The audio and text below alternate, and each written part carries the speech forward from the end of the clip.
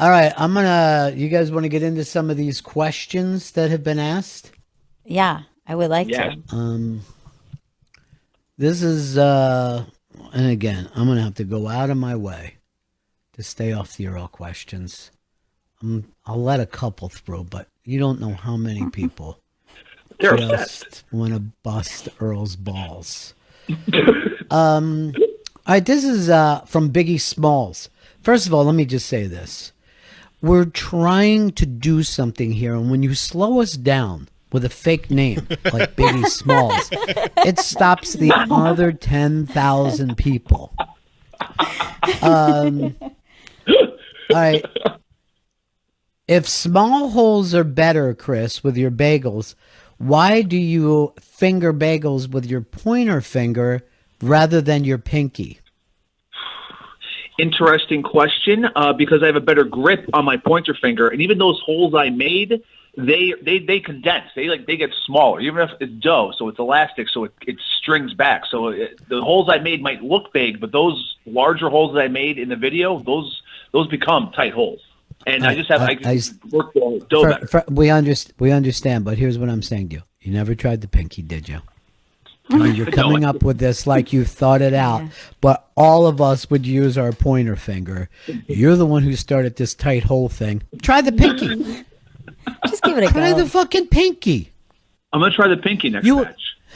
You just acted like it could never been done. All right, this is for you, Gail. Whatever happened to PC? Whatever happened to PCND? Let's play that again. That's from Steve. Steve, I absolutely would love to do a round of PC&D, one of my favorite games, which is pro, con, neutral, deal breaker, and I give an attribute of someone that you're dating, and you have to say, do you like it? Do you love it? Do you hate it? Is it a total deal breaker?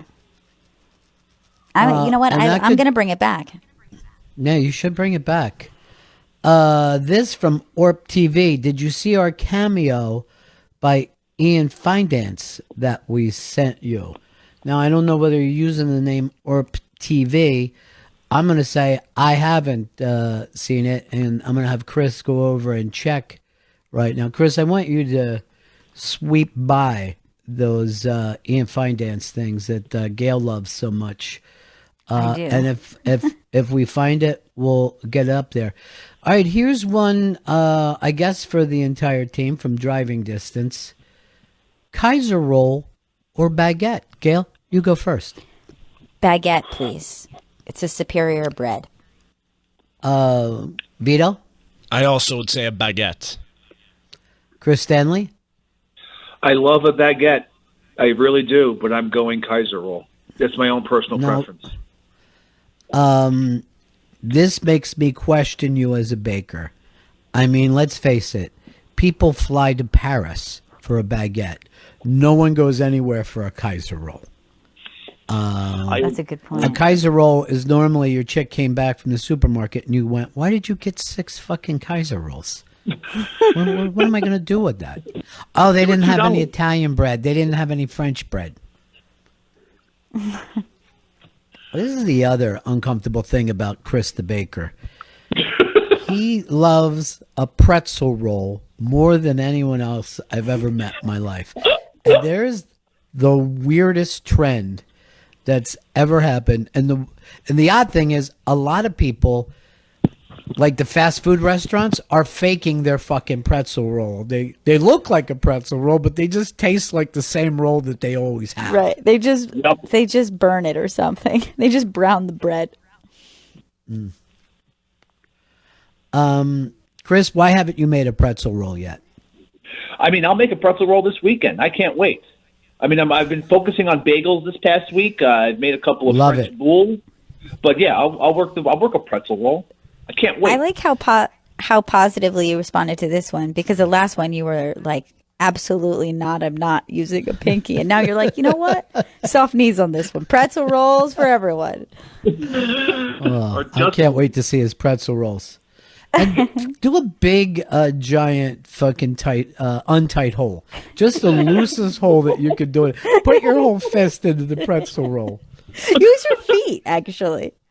All right. Some of these questions I thought we would actually debate more, but it seems like these are. They say there's no dumb questions, but I feel like we found them today from They Instagram.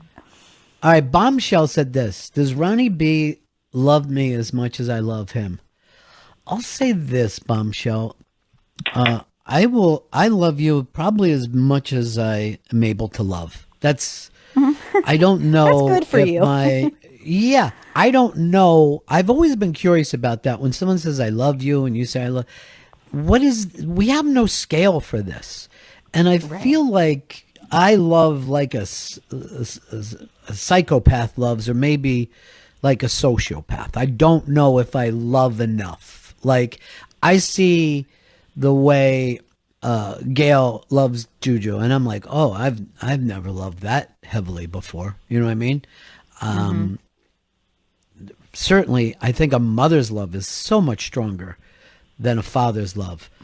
I say I love, but do I? Now, I don't think Chris is able to love, and I don't think Vito is able to love, and we all know that Earl's not able to love. But we still have to be measured against each other. You know what I mean? Like, which of us loves more? And I see the way Vito is willing to drop a friend.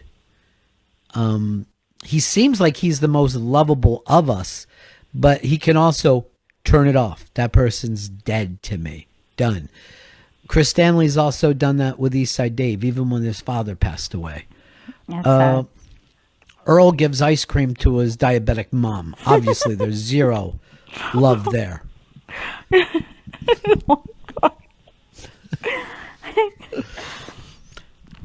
I just don't think that men have the same. I think we can only be measured against each other. We can't be measured against a woman. Now, Right. do we love football and sandwiches? Sure. But is that the same kind of love that we're talking about? Here's the the way thing. Chris, If we're going to Chris compare talks the about two, pretzel bread. I think that you guys definitely love football and sandwiches more than I ever could. So you have that going for you. Thank you. I appreciate that. And eating a sandwich, watching football, you know, I mean, I proved I'm polygamous when it comes to that. Nirvana. Yeah. And I once saw Chris with a six-pack on his belly, and he went like this: I loves my beers. And I'm like, okay, dude, I'm really uncomfortable with that. Loves it, Ron. Yeah. Vito, where do you think your capacity for love is? I think it's pretty high. I think I let people in pretty easily, and I'm outgoing. Now, that isn't love, though. You know what I mean? No one would ever say, oh, he's with a lot of women, so he's able to love a lot. Like, you're great at casual relationships. You know what I mean? But the commitment, that's a whole different story. Like, for instance, when's the last time you saw your girlfriend? Well, that's I guess 2 months ago. Okay. Thank you. That's not love. No. And here's the other thing. She's quarantined with another guy. What? So,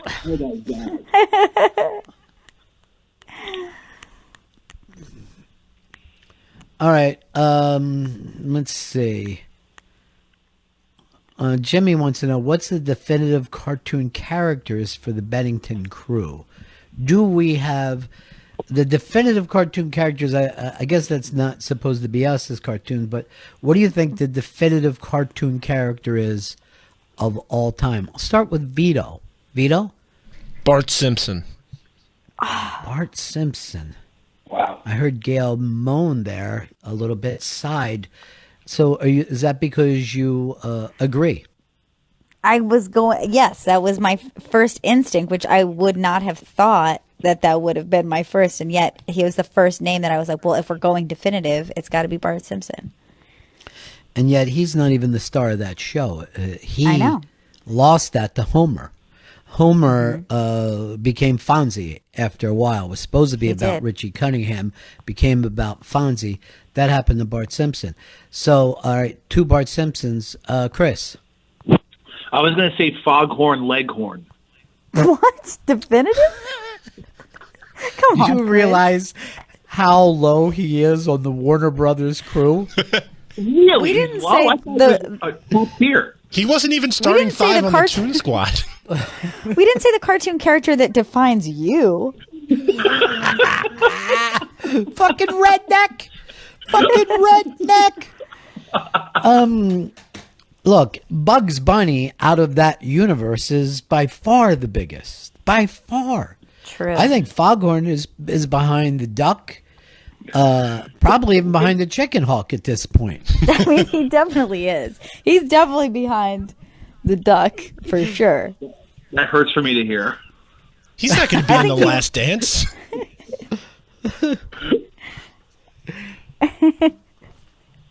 Yeah, that was pretty bad, Chris. Oh, shit. Wait, was who's Foghorn's literally- nemesis? Doesn't he have a nemesis of some sort? See, nobody would know that. See, like Roadrunner you is know? bigger than him. Absolutely. I bet more people would see the cartoon character Roadrunner and go, "Oh, that's Roadrunner," and then they were like, "Oh yeah, and that guy, what's his name?" I bet more people would know Roadrunner. Now, first Everyone of all, knows I will say, all right, let's play this game then, Chris. Have you ever gone down the street and saw someone with a Foghorn Leghorn T-shirt on? The answer is no. They in 1961, they tried to fucking market those, and they ended up on African tribes. They just had to ship them over like they were the losing Super Bowl shirt. I mean, you've seen a billion Tweety birds on the streets. Chris wears 90s hip-hop Looney Tune shirts to work all the time, and I've never seen him once wear a Foghorn Leghorn one. They're not made. If Chris wants to wear that shirt, he has to get a magic marker and make it himself.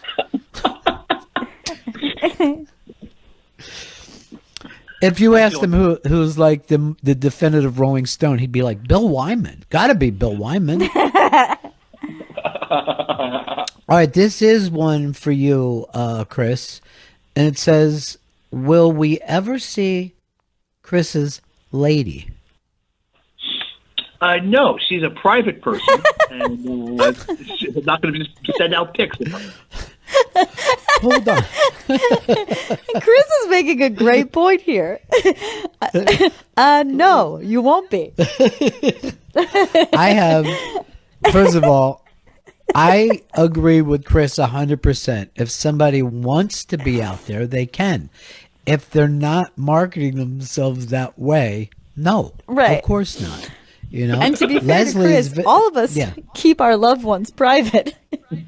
Well, you know, Leslie likes to jump on stage with us, and that's fine. But if she said, Right. don't bring me up, I don't want to be part of this, we wouldn't say it. You know what I mean? We would, Right. you know, we'd see her in the crowd, and that would be it. So to me, I mean, even since I started this, it's like it's up to I'm always amazed if somebody tells a story that it's not really theirs to tell. You know what I mean? Somebody in your family, like you could tell my dad was more comfortable with me talking about him than my mom is. My mom has never been incredibly comfortable about anything coming up with her. Not even like just on the air, but in the neighborhood, she didn't like it. Right. If you pay for Chris's OnlyFans account, you can see more of a look inside his private life. I don't have an OnlyFans account. Is that a get one, dude. Patreon? OnlyFans, Is that a Patreon? OnlyFans is like porn Instagram. Like you follow porn stars and IG thoughts, and you can see their naked pictures. Let me go. Can I correct something from earlier? I have to say, Bombshell, I'm sure you love me more. So that's all I had to say about that. I've given it quite a bit of thought, and off we go.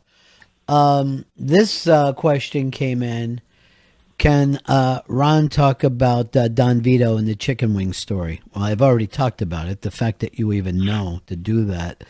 But what I could do is the next time we have Rap on the show, we'll just have him tell Don Vito stories for two reasons. Number one, Rap remembers everything and I don't. You know what I mean? Like I really things happen and then they're just in my past. And two, he's probably got even more Don Vito stories than I do. Because when those guys came down to Florida, for some reason, two guys that didn't get along and they would come down together. So I never understood. I never really understood their relationship. It's kind of a Voss Bobby Kelly relationship. All right, here's one. We'll start with you, Gail. And it says, this is from Andy. What is the best comfort food? Oh, God, that's... I would have to say, for me, the greatest comfort food is breakfast food. Bacon, egg, and cheese on a roll, to me, is like perfect comfort food.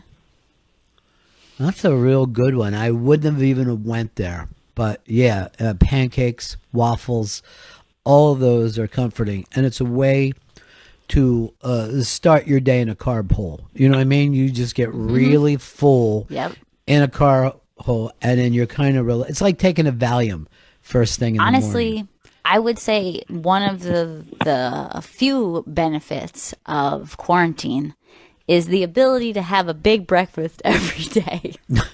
That there's always time to make breakfast, and I love it because I hate that about the work week, like rushing around and like just like living off of like a bar or some oatmeal.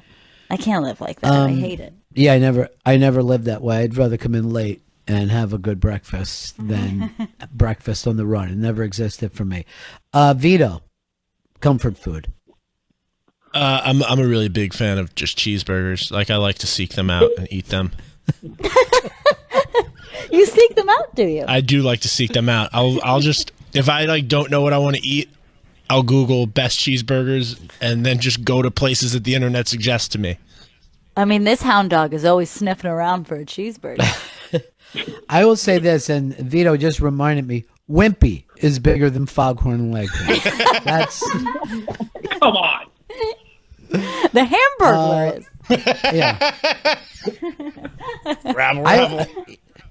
There is an exciting thing because this wasn't true for years, but it has become true in like the last 10, 15, that you can go somewhere and get a specialty cheeseburger that is worth the buzz. You know what I mean? Like you got to really stink as a restaurant if you can't pull off a cheeseburger. But to have that really great cheeseburger, it's very affordable. Even if it's an expensive cheeseburger, it's still an inexpensive meal. And you can have a really great cheeseburger. Chris, comfort food. Mac and cheese is the greatest comfort food. It's just a big pile of warm, gooey cheese and pasta. You can't beat it.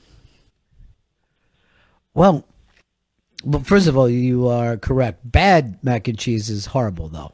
Yes. But so if I was going to say the comfort food, I would go along with the pasta thing. But to me, a pizza is a real comfort food. And bad pizza is still at least pizza. You know what I mean? Like, True. You don't have to have the best pizza to go, this is satisfying me. That's why they can get away with it. They don't sell frozen cheeseburgers. You know what I mean? The mac and cheese from the fucking store like that you make quick is terrible. It's really bad. Pizza is edible. So yeah, I mean, all the time I've eaten a pizza and been like, this is absolutely terrible. Yes, I will have a second slice. Yeah. Yeah, I've done that many, many times. But I always think that out of all of it, Italian food is the way to go. Like lasagna, spaghetti and meatballs, it's very, very comforting, I think, to human beings.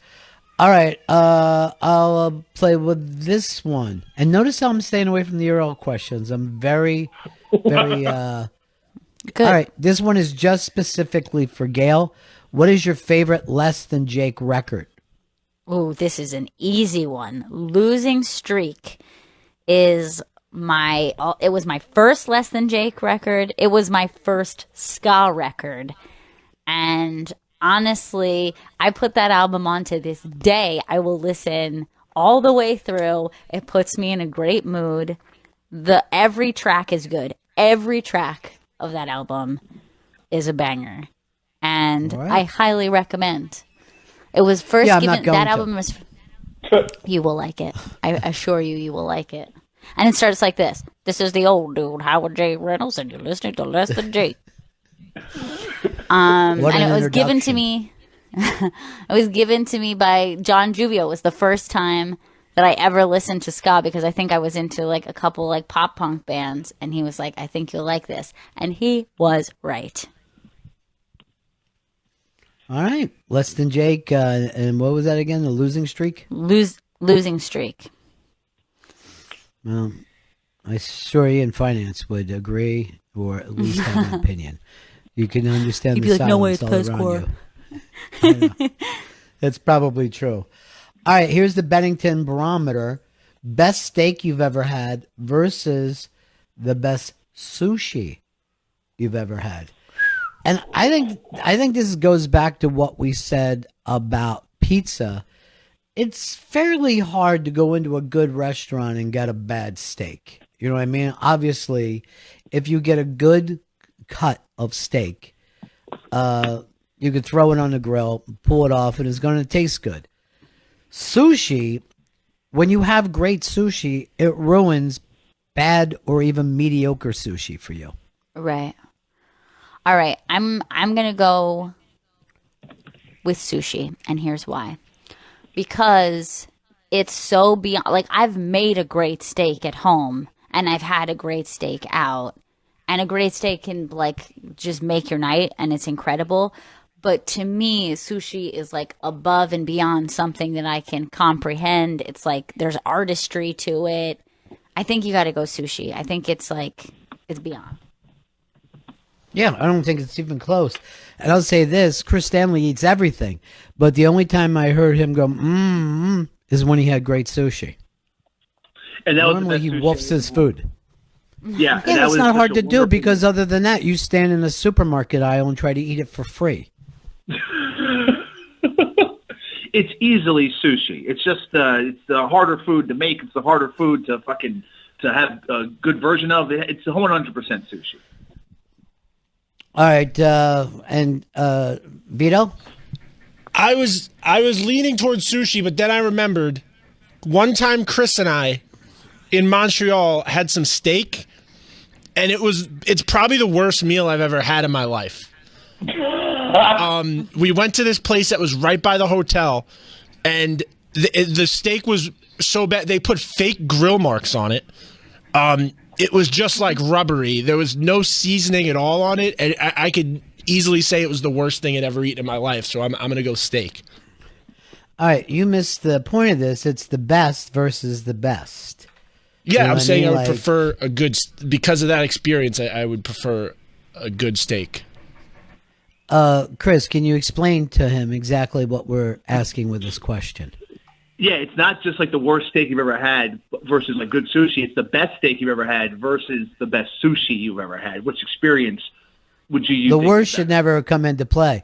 And by the way, the reason why is you probably had more bad. The meat was bad more than the chef was bad. It's pretty hard to fucking. I mean, you got to be if you get Pat LaFrieda's fucking steak, you got to be an asshole to ruin that steak.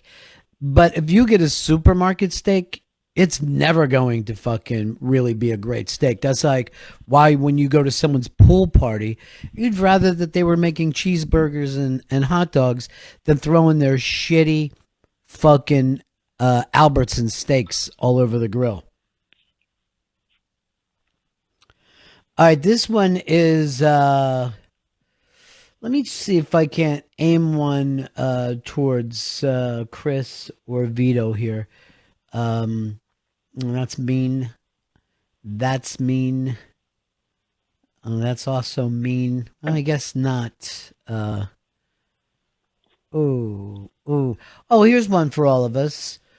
You do a movie club. Would you consider a book club? Would you guys be willing to read a novel over the weekend every single week? Start with you, Chris. I would read a novel over the weekend. I just read a novel actually over this past week that I loved. Ooh. What was it? It was called Children of Time. It was like an old school sci-fi book. Essentially, I'd say old school, like it was like an Arthur C. Clarke type sci-fi. It was about the last vestiges of humanity. It was fantastic. Children of Time? Children of Time, yes. It won a bunch of awards. I just Children. found out about it. All right. Vito, would you be willing to read a book every weekend? I would be willing to read a book every weekend. But here's the thing. Could all of us read the same book the way we can watch the same movie? Like every time, like Chris would bring up one of his fantasy things, I'm going to nix it. You know what I'm saying? Like, I think it would be a tough thing. I think we would hear from people, I only read the first 2 chapters, or I looked at the cover and threw it in the other room. I could see that happening. Dire Maker writes this. What pitch did Mitch Williams throw to Joe Carter? Dire Maker, you are being blocked on all of our social media now for that grotesque question. And I'm going to do everything I can do to have your Sirius XM taken away from you. I'm going to call the engineers and see if they could turn off your Sirius XM, because there's some questions that are just too damn mean. And I'm going to text that now. Can we get rid of Dire Maker? It's cruel. All right, they just text back that no, we don't. We like people to have subscriptions. But here's the offer. Anytime that Ron talks, they have an app that he'll just hear a fart sound the entire time that I'm talking. So he'll just hear. All right, I'm willing to do that. Dire Maker, be prepared. So all she wanted to be is with you, Gail? Gail, are you back? Oh, I thought I heard her stumble back in. All right, a lot of these come up. What is Earl's purpose on the show? Vito, would you like to try to answer that? He is the music guy. All right, so what's the last time that he's brought in the music? Does he do the ending song? No, he does not. What music does he do? He talks about music. When's the last time he did that? When he tweeted at Ice-T. That's not for the show, though. That's him calling him bro is what happened. Chris? I'm not sure. I wouldn't call him the music guy because that was before quarantine. That was taken away from him. During the beginning days of quarantine, he was staff photographer. That was the last thing he probably did. And other than that, I'm not sure. I don't have a solid answer. I'll answer the question for people. He is the executive producer's executive producer. So basically, he is in charge of Chris. I just made my boss really mad. The whole thing with Earl a work. Be honest, it's killing me. The way that you guys treat Earl, is it a work or is it a shoot? This is a shoot. All right, look, everything I brought up about him, the bean eating, the fucking chips, everything's a shoot. Every sort of quirk I've noticed and brought up on the air, his lateness to meetings, this is a fucking shoot. Yeah, I mean, I feel like if any of it would be a lie, then it would all seem silly. But it's all real. That's what's so ridiculous about all of this. Let's say this altogether since the quarantine started. What's the and I want both of you to write this down.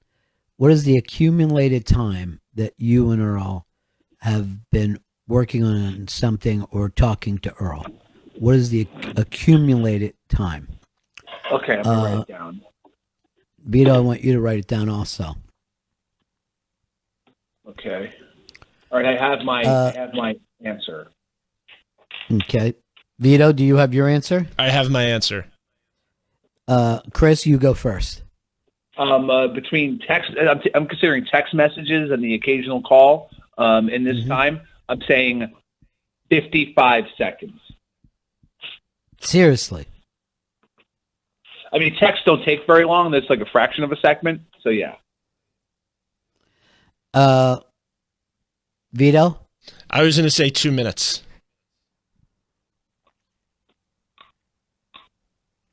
Because I do have to, when he calls in, I do have to screen his call. So you consider that part of it? Yes. I would say half. That would have been more. All right, here's one for... Hey! We were talking, Gail, what's the longest you and Earl have talked since the quarantine started? 15 to 30 seconds. All right.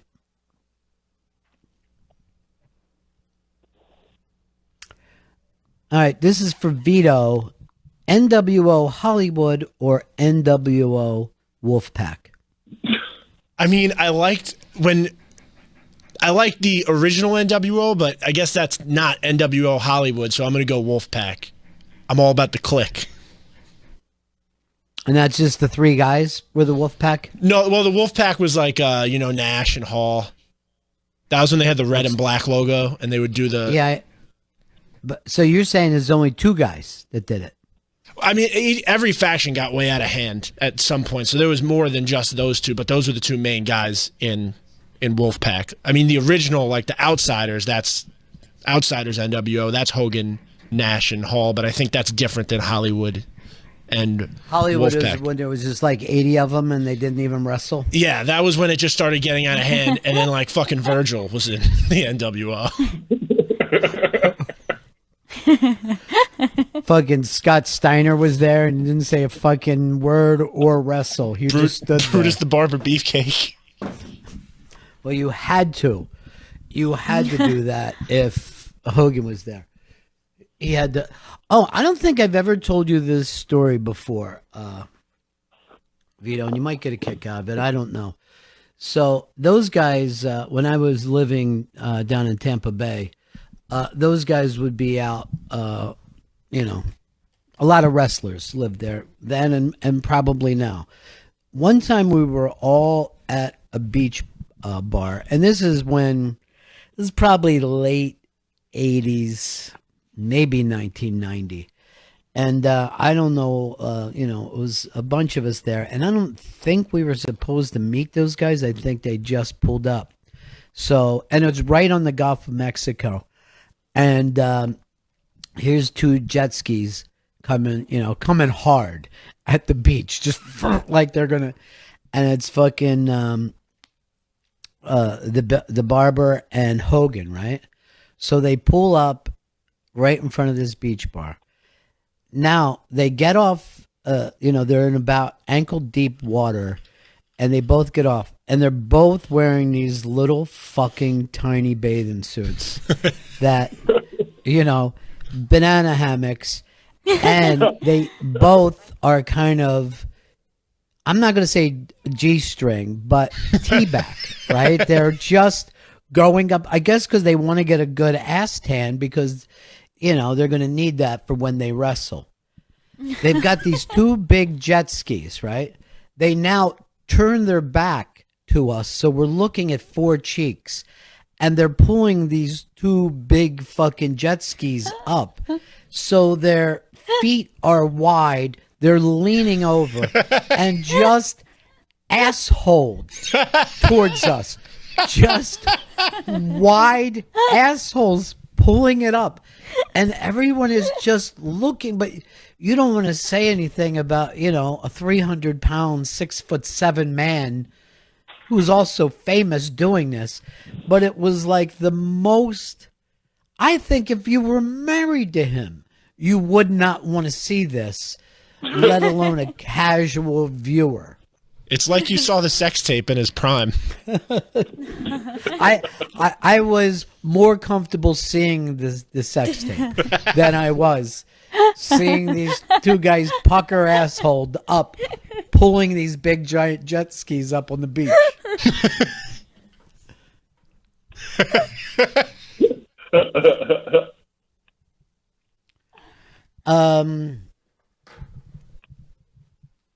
Man, I'm just going through. There's so many fucking mean Earl things here.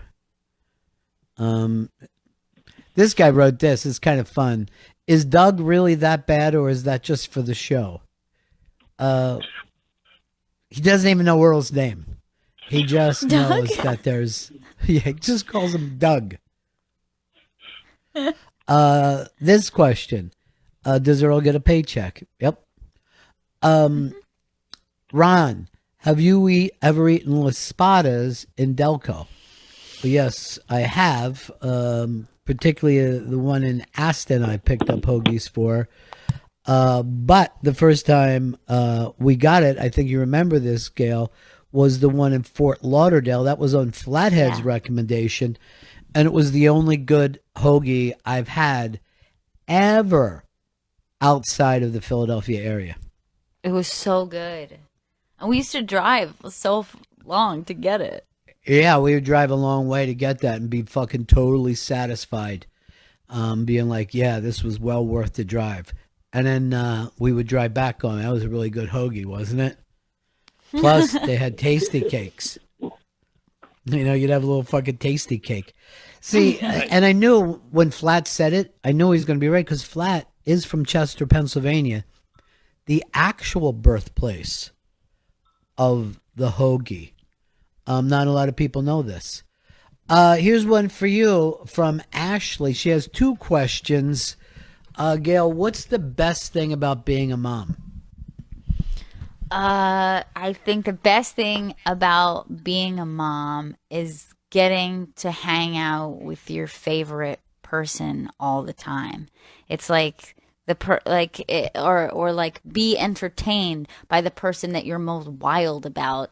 It's crazy that you get it nonstop. You know what I mean? Like she's always so funny, and it's like amazing to watch her grow, and you get to spend all this time with your best friend in the world. And she also wants to know this, Ron, what was the most fun interview you've ever had? Oh man, so many fun ones. Colin was just on the other day. Both those unmasked were a blast. The one with Bobby Kelly was so much fun. Nick DiPaolo. When I go Ricky Gervais, so many of those things were just a ball to do that I don't know if I could ever really pick a favorite. One of my favorite moments that I've ever had, though, in an Unmasked, because it had very little with me. But if you remember the Underground, when we brought Pamela Adlon out and they were playing John Lennon song, and everybody was singing along with it when she sat down. Great. And I just saw her have that what the fuck face, like what is going on here? Because obviously that's the theme to her show, and it was in its first season. And seeing the entire Village Underground singing that was pretty special. That made me really kind of proud of the audience and loving to be part of that situation. Yeah, that was such a great moment. So sweet. And her face too, like when she walked up and heard everyone singing it. Yeah, that was just a blast.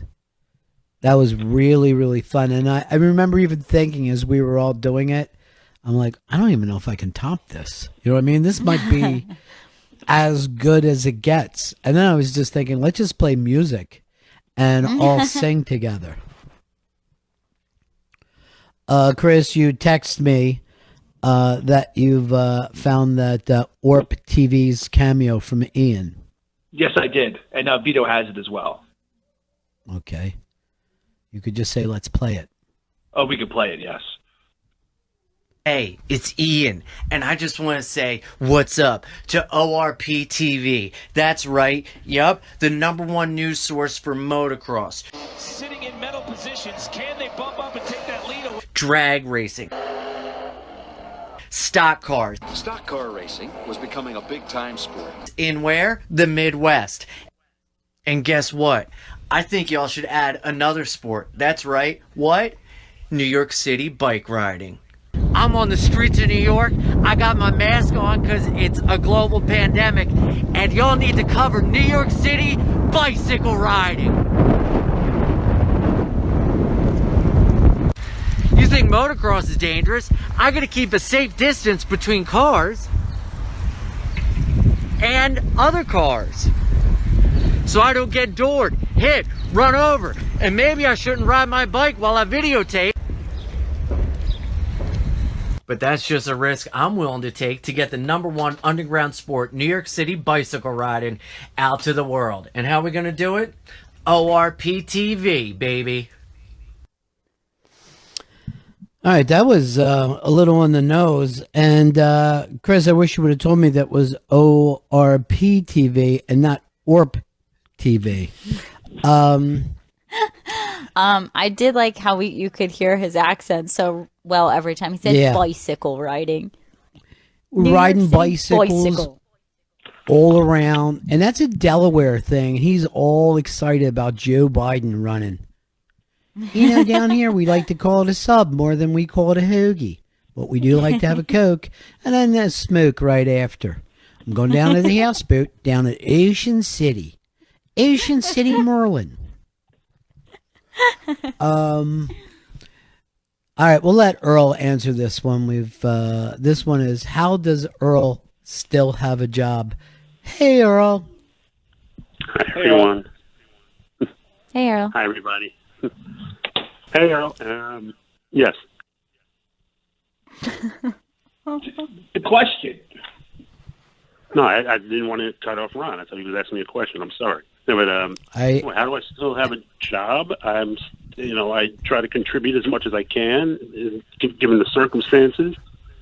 I'll be the first to admit I haven't been, completely and 100% on point, but I'm trying. And Earl, I do think that you do just as much as when we were in studio.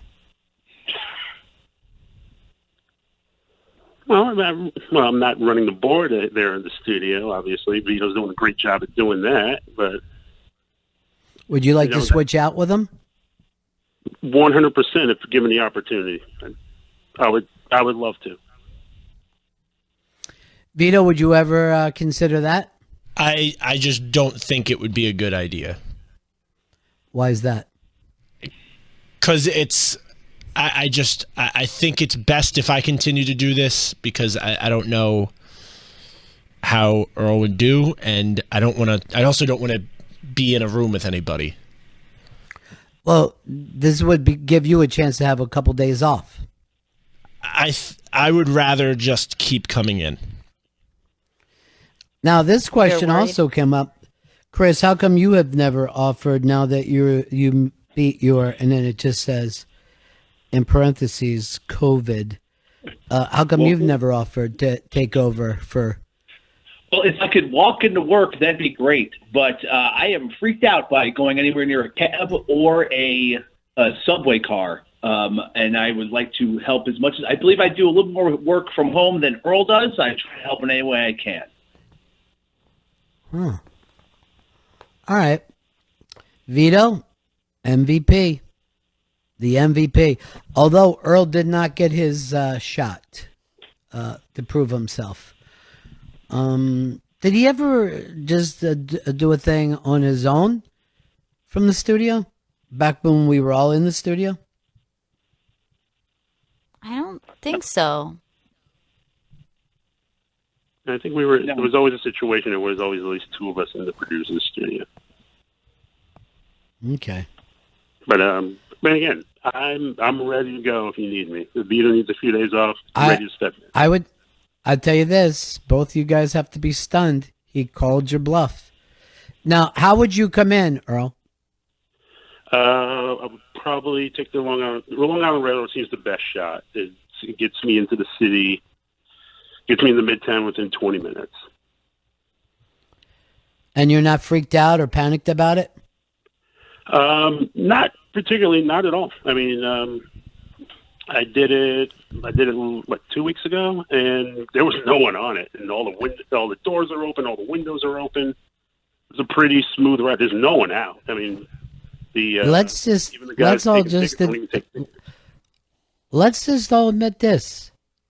Earl pwned them today. Earl, you pulled out a win. You called their bluff, and you shut them both down. Interesting move. Did not see that coming. Also, where'd you go 2 weeks ago? I understand Earl thinks he can do that. I don't think it would work out. But still, here's the thing. He threw down the gauntlet, and you were saying no. Gail asked you a question, Earl. I know you don't like to speak directly to women because of your religion, but what was the reason that you came into Midtown? Oh, I'm sorry. Gail, I'm sorry I missed your question. I had to go to Target, which is half a block from Penn Station. Why does anyone have to go to Target? There's Targets in Queens.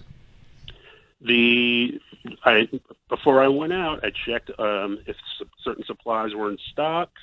They weren't available in Queens. It was actually a quicker trip to go to Midtown than it was to the one, I believe it's in Rego Park, because I would have to take a train and a bus. He's pwning everybody. Earl, today is your day, buddy. Today is your day. You won it. And Gail, listen to both those guys got shut down. They're both being so quiet now. I did not expect this. I thought, man, I don't want to have to listen to a beatdown of Earl. Never expecting him to come in and get that Washington Generals win that he picked up today. All right, this one came in just now, and we'll end it up with this.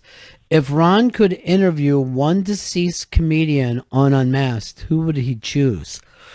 Oh, sitting there with a dead person for an hour. That seems uncomfortable.